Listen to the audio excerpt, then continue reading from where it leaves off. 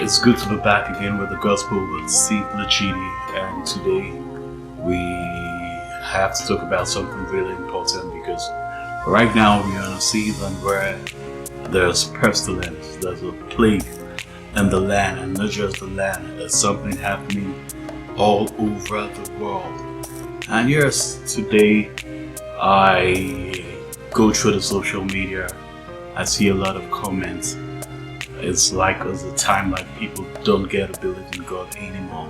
Sometimes people tend to want to believe in science and technology, but what we're experiencing at the moment is something that's defying science and technology. People are hopeful. Yes, the situation is growing. People are dying. Yes, the infection. People are contracting it all over the world. The numbers are rising. And I see a lot of comments. I read a post by a popular comedian in Africa, Nigeria, where saying people do not have to believe in pastors for prayers, for healing, for miracle. And this raises a question: where is our belief in God? Are we throwing God out of the picture? Are we throwing God out of the equation? Do we see God as nothing? Because at this time, we have so many preachers, we have so many pastors, evangelists, and a lot have lost credibility. There's a lot of accusation. But sometimes I think we look to the wrong angle. We do not look to the word, because the word settles it all. When we want to talk about the word tells us in so many and numerous scriptures that there will be false prophets, there will be false teachers. Jesus speaks about that. Matthew chapter 7 verse 15, Matthew chapter 24 verse 24, Luke chapter 6 verse 26. And I gotta think about, like, why do people give up hope on God? And it's really important. Yeah, people will say, yes, is God evil? Why will God bring a plague upon humanity? Some will cast aspersion on the devil. And this is something very, very crucial that we really need to talk about. First of all, I'll make an analogy with our human self. Even as humans, we have laws, we have governments. Someone errs and someone breaks the law, someone does grief in the community and the society, we lock that person in jail. There's some kind of punishment we made out of people. And yes, sometimes we really want people to pay for what they do dearly. We want them to really suffer for what they do, because sometimes what they do brings about great harm and damage to others. Sometimes we do not look at ourselves and see God in the same light, or look at God and look at ourselves.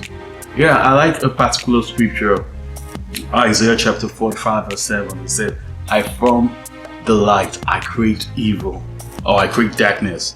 I make peace and I create evil. The Lord do all these things. So are we saying God one who creates evil and he creates good? Then why do we keep blaming the devil? Yeah, there's a lot of contradiction. A lot of people want to go philosophical on God, especially at such times, and will bring doubts in the mind of man. Think about it. I will make reference to two scriptures in the Bible, and the two scriptures were two narratives about a particular story. One was the story of David in the Bible, where First Chronicles chapter 21 verse 1 speaks about how Satan actually tempted David, put in his heart to go number Israel, which is something that is not going to be pleasing to God. There was actually great judgment. David was given three options, and the same light when we want to talk about 2 Samuel chapter 24 verse 1 says the anger of the Lord was kindled against David. It's like contradiction, David, the devil. Let's look at it this way. You want a child, do not take this particular road. Do not go out late at night. Sometimes you are always watchful, you call it very protected. But think about at the moment you get tired, like you really need to pay for your actions, like you take off your hands off that situation. And yes, evil comes upon that child because you take over off your protection. Yes, God will not create the evil, but when God takes his hand up and allows the plague to happen, a lot of times we go around every day not knowing that we experience God's protection, we experience his grace, his loving kindness. Evil wants to befall us, but yes, God is protecting us. It does not happen. Then in a situation where yes, our cup is full and God decides, okay, this is what you want, let it happen. There are a lot of references in the Bible. I like the story of Pharaoh. Pharaoh who defied God. God knew he was a very, very stubborn man. Exodus chapter 4 verse 21. God was sending Moses to Pharaoh and God said, I will harden his heart. I'll definitely harden his heart. He's not going to listen to you. Think about it. God knew how difficult. It's something of what's taking note of that God has given us a free will. We are made like gods. We take our decisions. But this is not a time for us to forget God. This is not a time for us to take him for granted because we think, oh, science is taking control, technology. And God is going to prove beyond reasonable doubt in this situation that it's not science that's going to bring the solution to the pestilence, to the coronavirus. I actually like the corona because it speaks about a crown. But that which has the ultimate crown is the Most High God. There is no crown at his crown. Every other crown shall be subject, shall come under. It's happening. This is a time for us to draw closer to God, not to draw away from God, not to start asking philosophical questions. We go all over the social media. We find people making all kind of comments. We believing in the scientists to come out with a cure. Yes, even the scientists and even all the technology. God told us to go into the world, have dominion, take control, build wisdom, and yes, that has been God's grace. But that does not mean because we have someone who is giving us an ability, we forget that he has the ultimate power over all our lives. It's really, really important here. A lot of people, I like a particular situation or a particular story part of the Bible, especially as going back to Pharaoh. God was not only displeased with Pharaoh, God was displeased with the Egyptians. He said, and behold, I will harden the hearts of the Egyptians.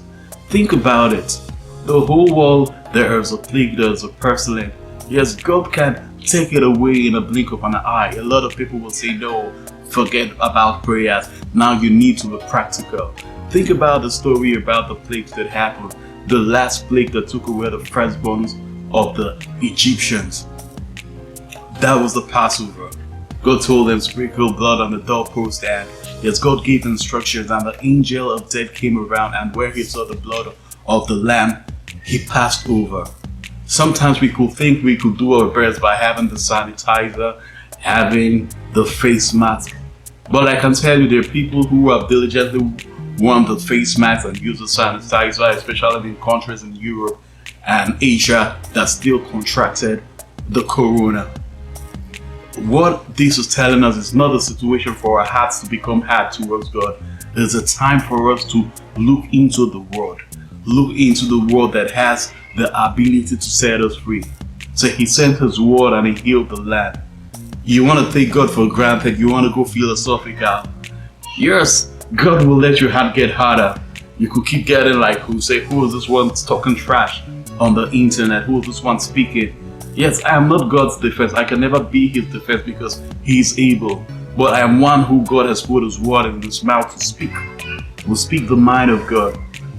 You think you want to run about thinking you could protect yourself. This is a strong message out there to the world. Here, this is a plague.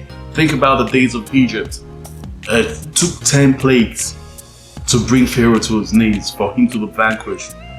I pray we do not come to a place where we find ourselves experiencing plagues upon plagues because we had it in our hearts towards God.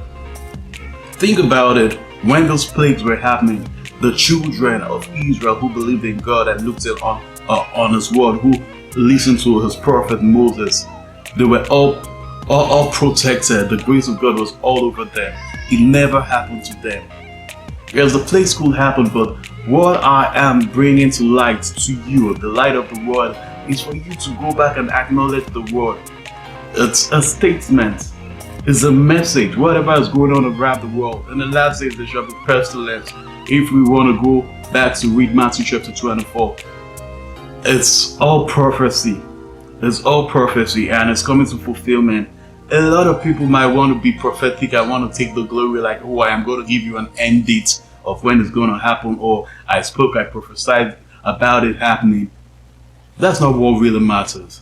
What really matters is the heartbeat of God. For us aligning ourselves and being a part of God. For us not hardening our hearts towards God. For us softening our hearts and coming back to God. This is a strong message. There's a crown beyond every other crown. There's a crown beyond the crown called Corona. God is awesome. If you've taken God for granted, or if you feel you're being too hard, or you think you're being too knowledgeable, a lot of times the people who claim to be too knowledgeable, especially going philosophical, because they look up some pastors who seem to be failing or who they think contradict based on the knowledge they have, and they don't go in depth. They don't see the beauty, the nobility in the word itself. A lot of people want to relate Christianity with the local churches, talking about the buildings, the institutions, and individuals. If you want to talk about Christianity, talk about first the personal relationship between you and God and you and the Word. That is foremost. It starts with you. You're the temple of the Most High God. And how the Word works in you is how the Word manifests in you. Is how the Word has a relationship and interaction in you and through you. Don't go about saying things because you listen to people talk all over and criticize. Have you ever had an in-depth relationship with the Word? So many of the things you want to lay accusations and point fingers at are actually prophesied in that same word.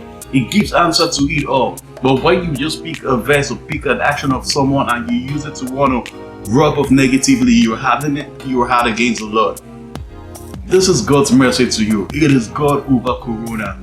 You say you do not believe. I pray your hearts do not become hardened and you do not get to a point of no return. God is God above all. God has the ultimate crown. God is God. And this is the message for you today. Do have a wonderful time. I'll come up again with some other message. And yes, you can subscribe to my channel. It is God over coronavirus. It's God over all humanity. It is God all over the universe. Stay blessed. Go back to God. Do have a wonderful day.